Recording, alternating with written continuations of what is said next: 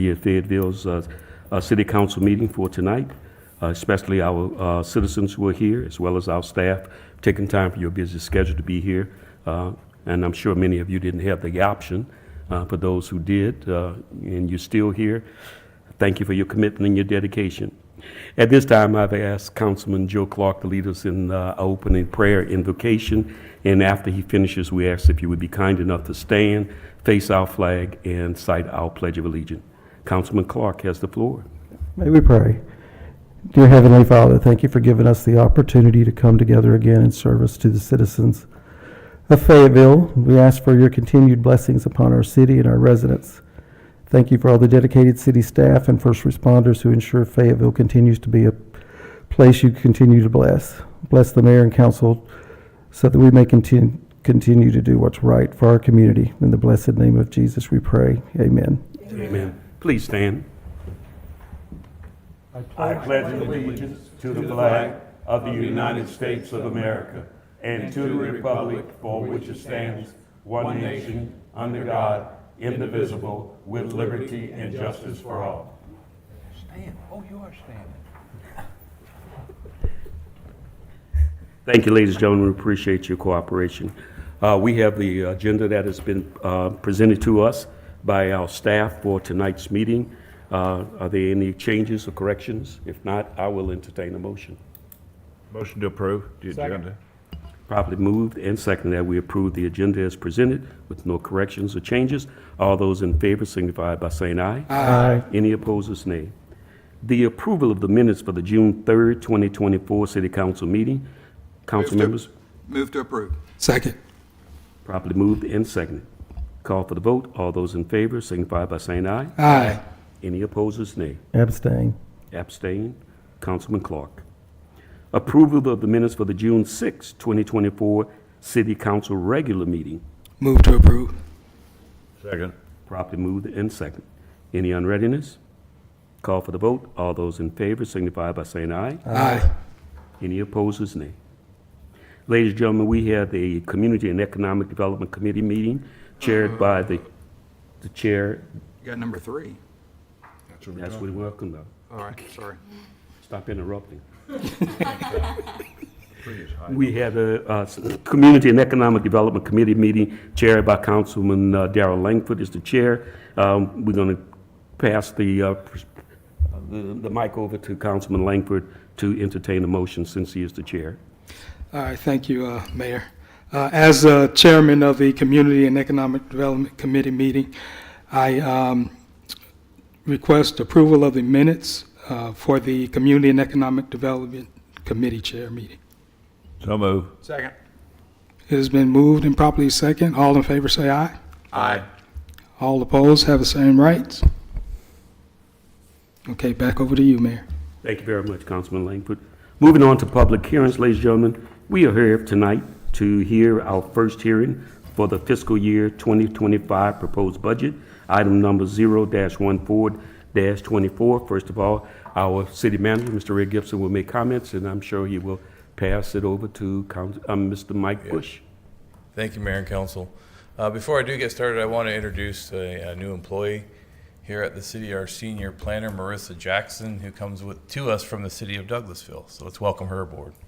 All right. I've already given her a lot of work to do so.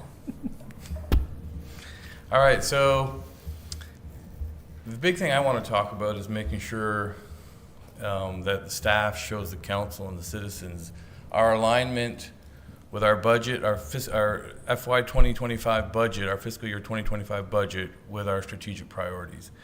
And why do we do that? Well, we want to make sure that people see value in the budgeting process. It is a long process. It can get boring, Mike, I'm not going to, but it can, but we want to make sure there's value in it. And I'm going to show you some of that value. We want to make sure that we show alignment with our spending and with our strategic priorities, the alignment like I mentioned. And we also want to make sure that all the staff in the organization know why we make the decisions we do, to show that, once again, that alignment with our priorities here at the city. And also another important thing is through this process, we develop new programs to support our goals. And this process, and it's similar to what people would know as priority-based budgeting. Okay, typically we do a traditional line item budget.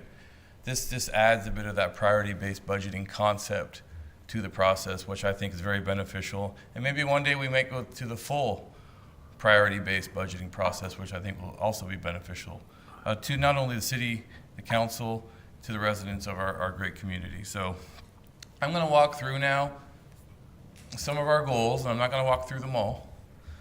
But I just want to kind of show this alignment. You can't hear me? Darn. Oh, I said Rich. you weren't going through all of them. I said, darn. Rich is over there doing this. I'm like, I told you 3 hours would be good. We'll get it within 3 hours. So the first one, develop and implement, or actually invest in employee development. That goes without saying. That's a big priority here at the city. As you see throughout all our departments, there's about $327,000 invested in employee development, which I think is very important. Ensure financial sustainability. You all know we've been participating and we've created a grants committee. The numbers you see here are grants that we've applied for. The last one, the ARC Livable Centers Initiative, thanks to David and his team, we have received the grant award for $200,000. Of course, what's not on here is going to be our match for a lot of these projects if we get them. So I think it was 30% match for ours or 20%? 20% match for the ARC. So once again, it shows you we are applying for a lot of grants through many different avenues through state and federal government. And this is a very important one. This is our government fund debt and our enterprise fund debt. So enterprise funds debt. So on the left column, you'll see the expense for the fiscal year 2025 budget. On the right side, you'll see the total bonded debt. So 3.8 million of governmental debt expense you'll see this year, and for enterprise debt expense, you'll see $1.45 million.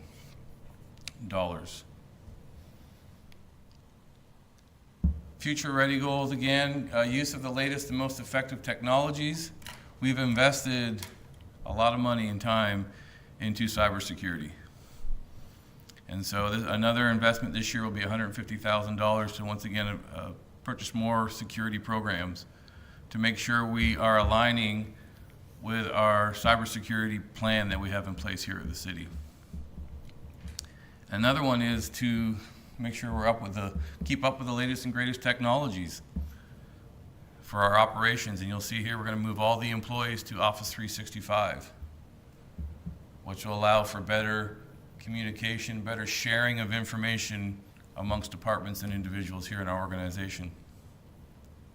And we've also just started and launched the Achieve It program, and you'll start to see, as council, you'll start to see more of that program because it has all our goals on there, and it'll show you status updates or where we are with those goals, and the residents will be able to see those as well. And other projects, we all know about these projects, very important public safety projects as well as a public service building project. So the Fire Station 93, I hope we start that this year. In fact, we're going to start that this year. And then I also want to have a solution for the public safety, the police headquarters in Court. I want to have a solution pretty soon for that as well, as we try and deal with some land issues currently and different options that are available to us. And of course, the public safety, public services building, we need to renovate that building as well. We want to make sure they have a good environment in which to conduct their business on a day-to-day basis as well. Quality of life goals, develop a sense of place in our downtown. On here we have, the 38-acre site and the alleyway project. Hopefully the alleyway project starts here within the next couple of months. We're still finalizing some paperwork, and we should see that project come to fruition pretty quickly. And we have to be determined for the 38-acre site, because right now we're still working through a process on that, as well as going to have to get a DRI, Development of Regional Impact approval, from the DCA and ARC.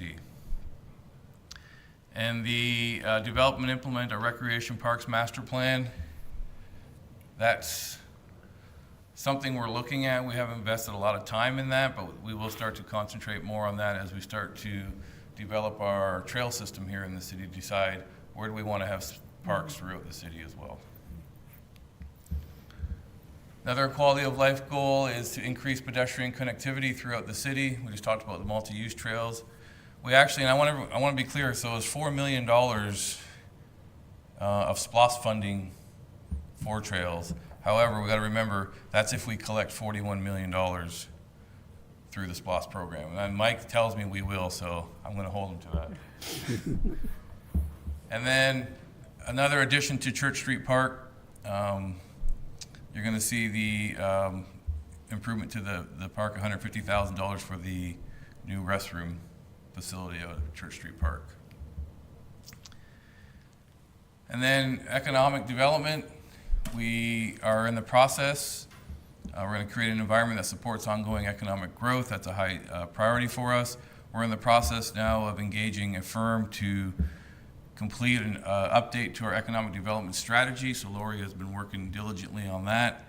And we also have the money in here that we use for consulting services with Kai Consulting and the other consultants that we've recently used. And the next one there is enhance the city's image through improved communications in all sectors.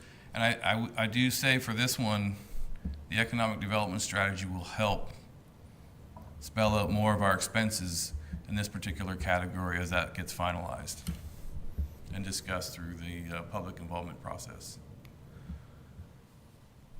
And then last, invest in maintain and enhance infrastructure goals. Invest in the study, design, and construction of new infrastructure.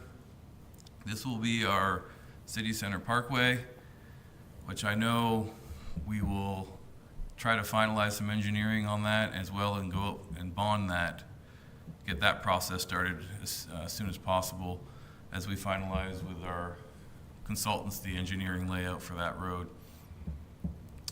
And then there's other fundings, other sources, other areas, I should say, in the downtown that we want to focus on as well as we develop out our downtown road network. And improve and enhance existing infrastructure. This $4 million, once again, is for stormwater upgrades, but once again, it's if we collect the $41 million. Currently, we would have $2 million allocated to that.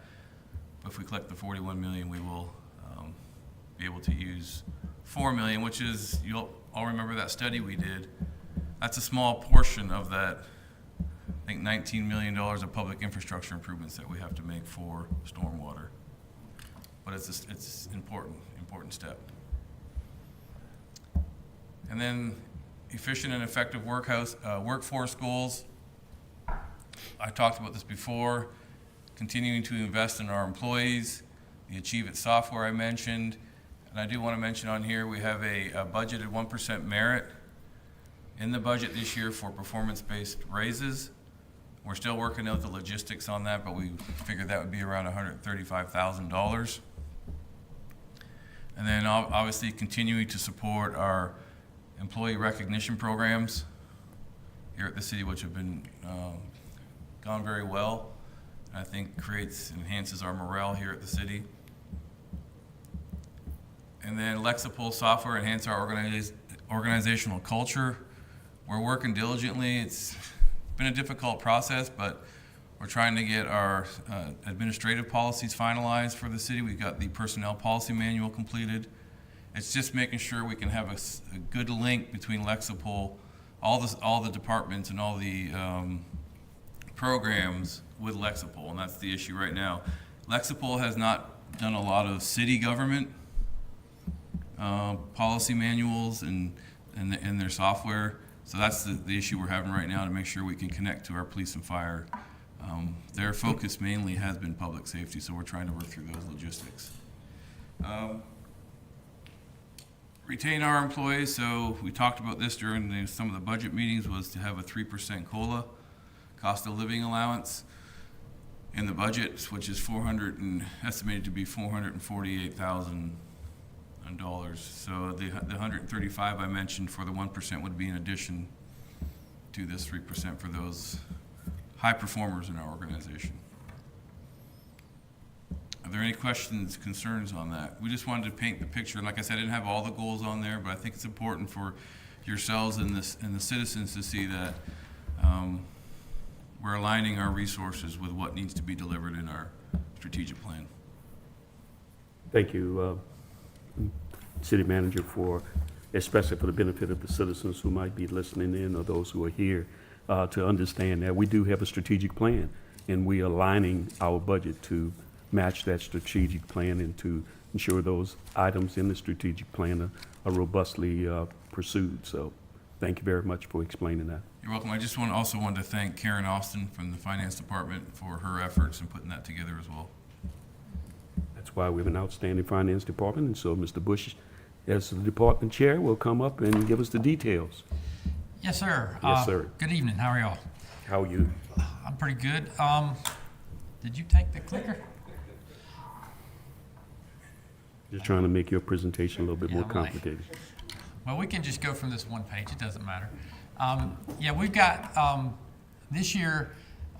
Everything that Ray just talked about is inside of this budget that is on this page that you're looking at right now. And I'm going to go down this page and then talk mostly from this page. For example, we'll talk to general fund in a minute. Confiscated assets, that basically stayed the same. It's a $500 less budget than last year. I just forgot to put the $500 in, I guess. But it was a 1% decrease in that budget. The ARPA funds went away. We moved the remaining funds in the ARPA fund to the general fund for lost revenues due to the epidemic that we had. And so that one shows a 100% reduction in that budget. Hotel motel went from $500,000 to $730,000. We had the hotel that's at Trilith has recently come online, and the hotel at the hospital, I think it's the Holiday Inn Express, will be for a full year this year. It did not come in. It came in middle of 2024, part earlier 2024. So we're estimating a little bit of increase on that one. Vehicle excise tax. This one is going down a little bit. I believe this is the largest portion of this vehicle excise tax was coming from the, I think it was an enterprise at the movie studios. Is that the Hertzog? And because of that writer strike, I think we've lost some use of those numbers, those dollars. So hopefully that number will come back. But as of right now, we're budgeting a $50,000 reduction. Capital Projects Fund increased $135,000. Just a little bit more assets that were asked for this year than last year. Impact Fee Fund, that's a much larger number, from 472 to 1.8 million. The reason of that is the QTS next buildings are working on number 1 and number 2. When they get ready to build number 3, that's the estimate. We estimate a good portion of money coming in impact fees. Building fund went away. This fund, I kind of mentioned this in past meetings. The bridge project at the hospital was the last piece of this particular. The building fund was the SPLOST 2008, 2006 fund, and that's finally now finished, and so that fund has gone away as well. TAD fund, same budget as last year, $610,000. Water and sewer fund has gone up about $2.5 million. The largest increase on that particular fund is the contract we have with Clearwater Solutions. There's and every year I think it's attached to the CPI, and then there's just some overages that we've had over the last couple of years that's caused that to be a little bit higher than normal. We also, I think one of the main things, though, Council, is the fact that they're cameraing all the lines, and they're finding some major issues, and that's increasing the cost that we have to pay for the improvements. that is correct. Solid Waste Fund, remember we increased the trash in last year, and so this was the first year you'll see a full budget. Last year when we adopted the budget, it was at the other rate, and this year when we adopt the budget, it'll be at the higher rate. Downtown Development Authority, it's $3,000 different than it was last year. Main Street, $103,000 difference. The reason why Main Street is a little bit more is that $230,000 increase on the hotel motel. That money transfers down to the Main Street Tourism Fund. Veterans Memorial, that was increased 320% from $180 to $500. Not a lot to talk about that one. And then on the Cemetery Trust Fund, we budgeted $12,000 in 2024. We've spent none of that. We're going to roll that over into the 2025's budget and make it 25,000, which will buy us, I think, 3 zero-turn lawnmowers that we use to help keep the cemetery cut. And then on the self-insurance plan, the 1,000,008 was a half-year budget, and then the 3.4 will be the current budget for this year.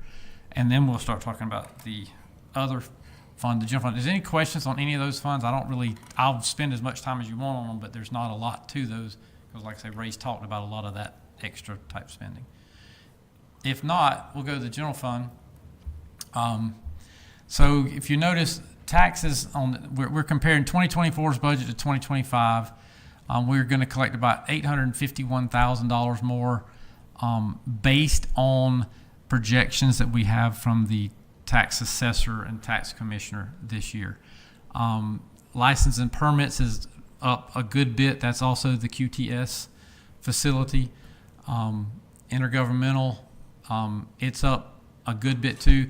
The $775,000, $700,000 of that is the addition of 3 school resource officers. It is funded at 100% of the time that those officers are at school for this year, and the vehicles and things like that to get them started. So that's why that one is up like it is. Charges for services remain about the same. Fines and forfeitures, again, same thing with the court, remain about the same. Investment income, we budgeted $50,000 in 2024, and we're budgeting $600,000 this year. So that's a 1,100% increase, but we're making some decent interest on our money that we have right now. Contributions, about the same as last year. The $20,000 difference is last year we budgeted $50,000 from the raffle on the truck that the fire department did. This year we reduced that estimate a little bit. And then miscellaneous income, we budgeted $177,000 last year. We're budgeting $101,000 this year. The main reason for that difference is we were tracking insurance claims and miscellaneous, and we put it in the correct line item that it was supposed to be in.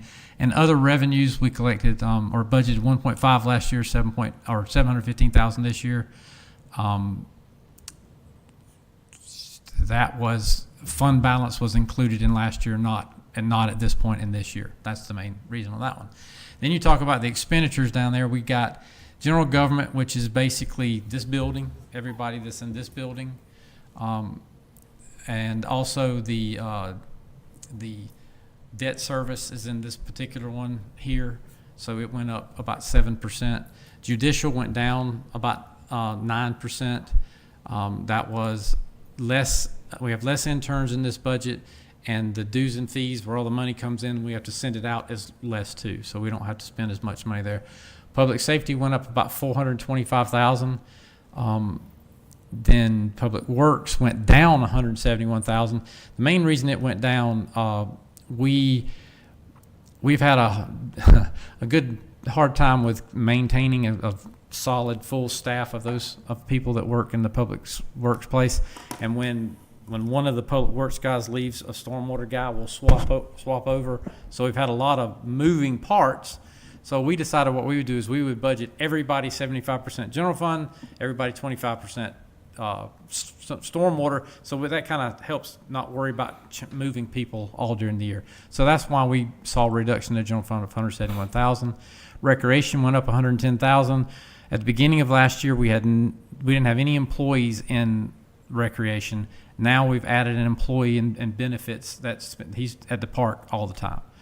Housing and development went up about $2 million, 121%. The largest increase on that is we had a very large increase on license and permits at the top for revenues.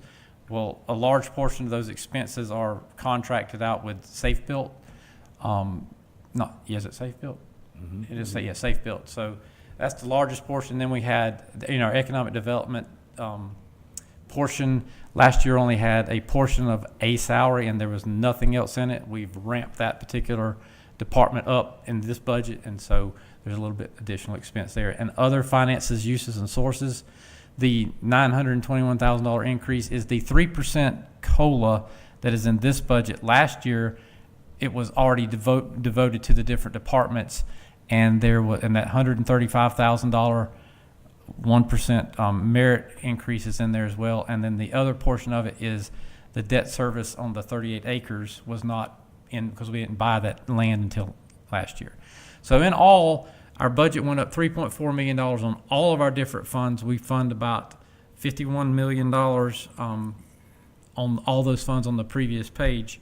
So that was an increase in the general fund of 14.24% for revenues and expenses, and it is a balanced budget.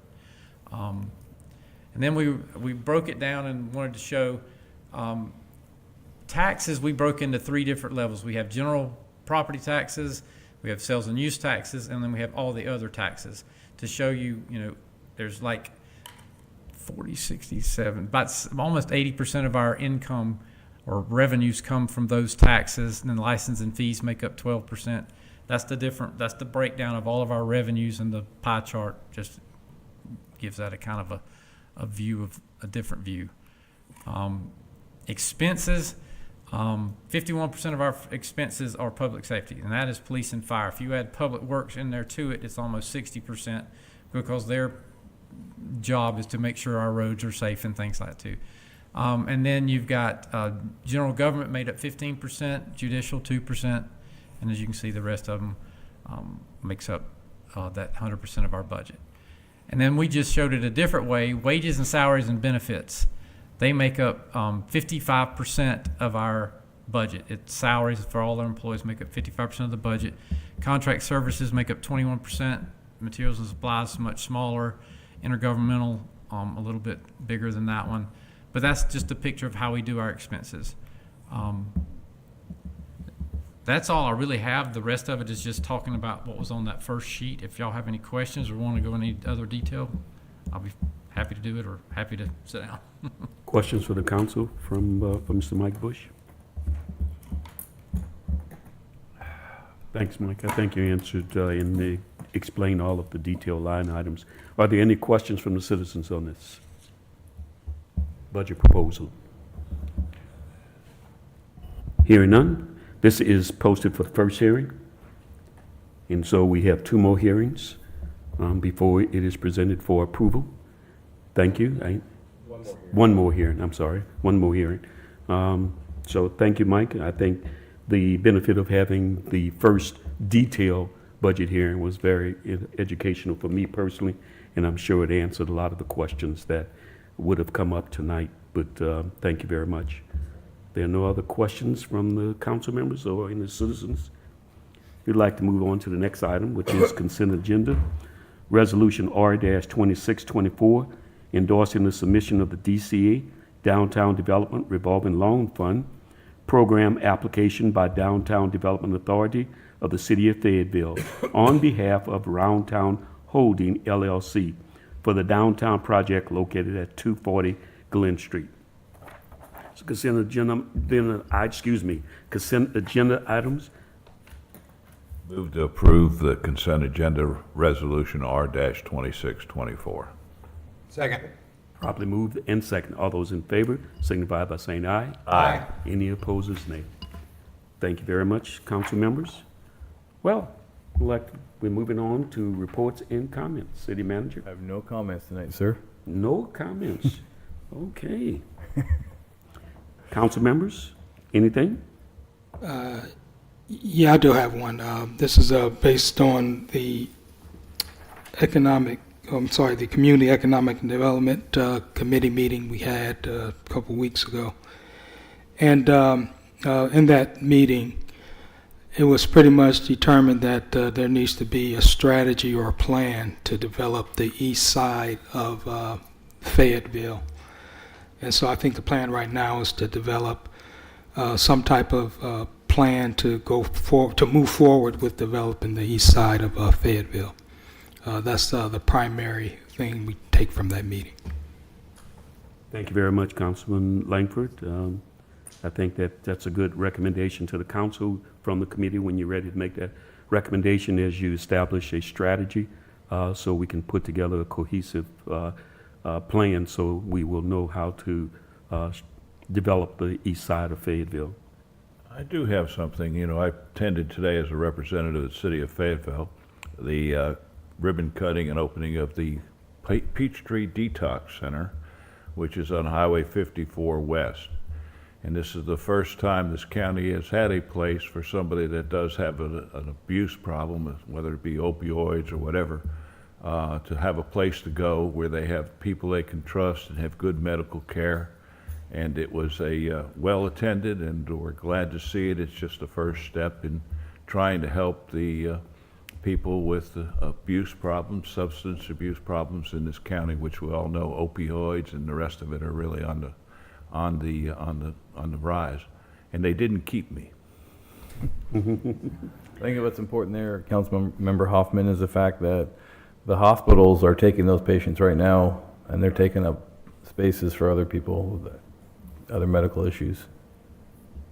Which brings a nice segue into my comments, and that is that I attended the Piedmont Hospital annual update for elected officials and stakeholders, and that was one of the major topics, is that Piedmont Hospital is becoming a regional hospital because of many of the hospitals, especially on the south side, have closed, and now as a result, they are now strategically planning to add 226 beds within the next year once they get approval for the construction. It is becoming a problem, and we need some type of an outlet in this detox center, as well as some of the urgent care clinics. People have a tendency to go to the emergency room at Piedmont, from what I understand, instead of going to the urgent care clinic for minor things like colds and coughs and flu, when they can be addressed there, but they tie up the emergency department at the Piedmont Hospital. And so when emergency cases, legitimate emergency cases come in, they just, get pushed aside sometimes. They try to prioritize, but sometimes it is difficult. So we need to continue to recognize that our hospital in Fayetteville, Piedmont Hospital, is still one of the top performing hospitals, but we need to also pay attention to making sure that we educate the citizens that, they can be a part of the solution, or they can be a part of the problem. Use the urgent care clinics first if it's a minor problem. And if they have a major problem, that will make clear up the emergency room so they can be seen more efficiently. Also, I wanted to comment that you heard our city manager talk about in the budget, we believe in investing in our employees, giving them as much opportunity for education so they can advance, so they can become more knowledgeable in their professional arenas, and I applaud that. I also applaud the city council members who is also taking advantage of opportunities. We just came back from a 4-day Georgia Municipal Association conference in Savannah. No, we didn't go to have a lot of fun. We were in class most of the day. Not only was the council members, but our assistant manager and city manager was there, and it was really worthwhile. I believe every year for us to go there really shows an investment in us gaining knowledge of best practices in municipal government. So I don't know if I can speak for the other council members, but I think everybody really enjoyed the opportunity to see what other cities are doing and what are the best practices, so we can bring those back to Fayetteville, and if it is applicable, to apply those here. So council members want to have any comments on that? And then I'll recognize some award winners. I think that those conferences and the classes that we take, they are very legitimate in helping us fill the gaps in some of the information and knowledge that we hear here during the meetings. But once you take those classes, it gives you a thorough understanding of what's going on and how you can come back to the city and apply the knowledge that you obtained from the conference. So it's very well worth it, and I tell you, taxpayers, you are the money that you're supporting the city with goes to good use. I'd like to say, after attending those classes and you get to meet, there's 500 and some odd cities in the state of Georgia. And when you see how the interactions of those cities are and what we hear their problems are, we're very fortunate that we live in this city, to where we have a great city staff, good mayor, good council who does keep things under control. Because if y'all could sit through some of those classes and listen to the other cities, be glad you live in Fayetteville. And as a result of us attending these classes, we accumulate so many hours of education tracked by the Carl Vinson Institute of Government, And as a result, each time we reach a milestone in so many course hours, we get awarded. And this year, I am delighted and proud to acknowledge that our own Councilman Scott Stacy received the Certificate of Distinction, which is the highest one thus far. So let's give Councilman Stacy a round of applause.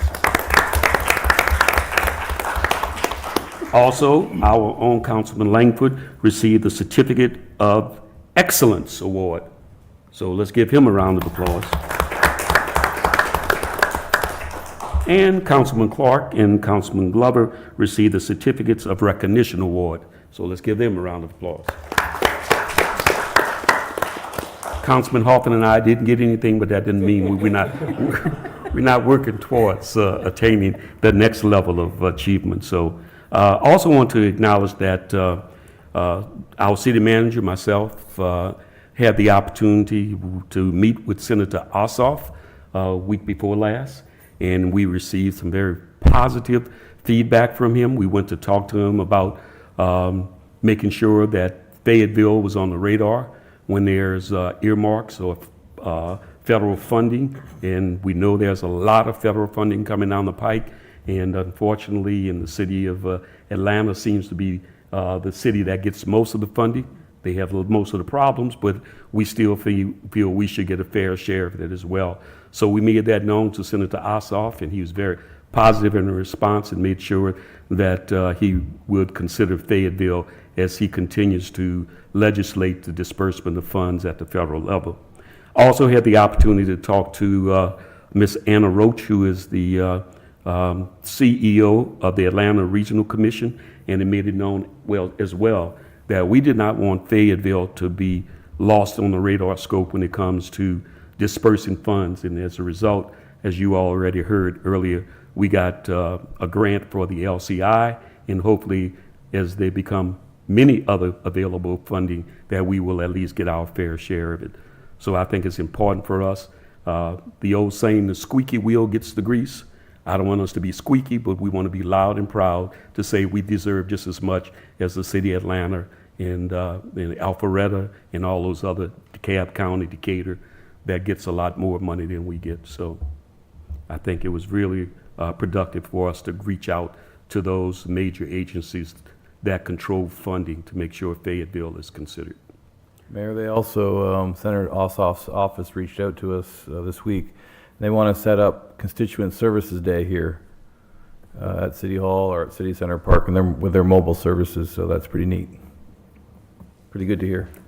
Yeah, I think it's important for us to stay connected to state legislators, which we know we haven't had a very strong relationship with, but even at the federal level, we need to reach out and make sure we have those relationships so we can get mutual benefit from it. So, all right, ladies and gentlemen, at this time, we'd like to move on to citizen comments.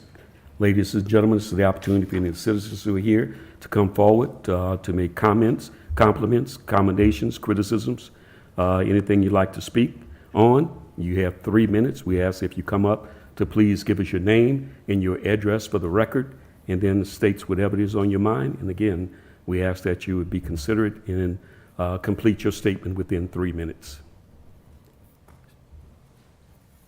I think we had someone sign up. Yes.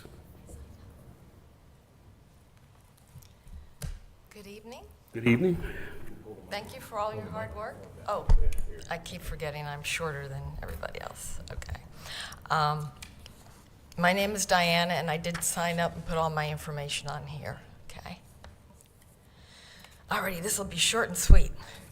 I understand from previous meetings that you guys Excuse do me, Ms. not... Dietz, are you recording? Recording? Oh, that's the police. Oh, I'm sorry. I'm sorry. I heard Siri confuse back me. there. That's the radio. I'm sorry. Go ahead. Okay, so I understand from previous meetings that you guys do not want Bitcoin mining in Fayetteville. Is that correct? That is Okay. correct. Okay.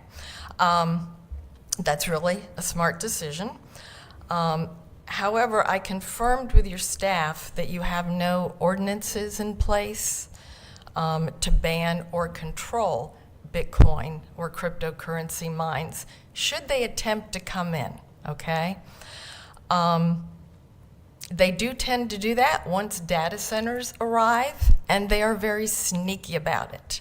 And I know this because I've been researching the topic with other communities within Georgia, outside of Georgia, who have been impacted by Bitcoin miners before they had any guardrails in place or bans in place, and it does not work out well for the citizens, okay? So I have a lot of information on this topic, including something, which if you want to copy this, I'm not saying you should use it, but this is a model ordinance for cryptocurrency and data mining from the Southern Georgia Regional Commission. I have a lot more information, and I would be happy to help with any plans that you're working on to protect your constituents from potential crypto miners. That's it. Thank you, Ms. Dietz. We appreciate that. And, anytime we have a concerned citizen wanting to help us develop something that we are totally against, and I think I speak for the entire council, we have rejected and will continue to reject. But if it's better for us to have an ordinance in place, we will consider that. If you could leave it with our city manager, we will refer. Okay. Okay. I would suggest that you also take this to the county, as well as the other cities also. Thank you. We turned down the first one. Yeah.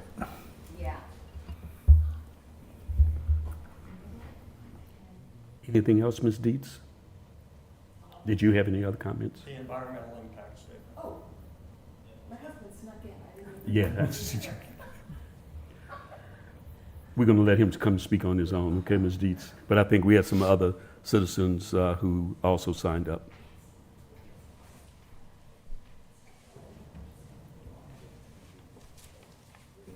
Good evening. As you all know, I'm Kathy Vaught. I live at 105 Meeting Place Drive here in Fayetteville. And I was going to mention the same subject, I think, that Ms. Dietz's husband was about to. And I'm interested in getting a copy of the economic impact study done for the QTS Data Center. And if such a thing is available, I would be interested in knowing how I could get a copy of that. And that's all I have. Yes, ma'am. You can contact the Fayette County Development Authority. Okay. They should have that, since they are the ones who did the initial negotiations with QTS. Okay, thank you very much. Okay. And if for some reason they don't have it, come back to us and let us know. Okay, thank you. I appreciate that. Yes, ma'am. Mr. Dietz, you want to come, or is that the same subject you wanted to? Okay, all right. Are there any other citizens who wish to come forward and address the council tonight? Seeing and hearing none, council members, is there anything else? City manager? I thought Marissa was going to have a 5-minute speech, but Well, we got some time. Ms. Jackson, you want to come up? Please, yes. Tell us a little bit about yourself, where you come from. We heard you came from Douglasville, but tell us a little bit about your education, where you're from. My name is Marissa Jackson. I grew up in the city of Atlanta. My favorite auntie lives in Fayette County, in the unincorporated county. So my family spends a lot of time in Fayetteville, shopping and, engaging in consumer activities. So I'm a little bit familiar with the city. I'm so excited to be here and to learn more about planning here, and to also learn more about the things we have going on, the city council, the constituents, and I'm just happy to be here. So thanks for having me. Okay, where'd you go to school? You mentioned. So I got my master's degree from Georgia State University in 2018. I studied public administration with a concentration in planning and economic development. Okay, great. Well, I'm sure you can welcome addition to our staff. And remember, you're not going to be just learning. You're going to be involved in the decision process. So jump right in with both feet, and sure you're going to be joining a great staff in our planning development department. And just look forward to you assisting us moving the city forward. Definitely. Thank you for having me. Comments from other citizens, council members? Okay. All right, if there's nothing else, thank you, Ms. Jackson. Impromptu. City manager, if there's nothing else, I'll entertain the motion that we adjourn. Motion to adjourn. Second. Properly moved and seconded. All those in favor signify by saying aye. Aye. Any opposers, nay. Thank you very much, ladies and gentlemen.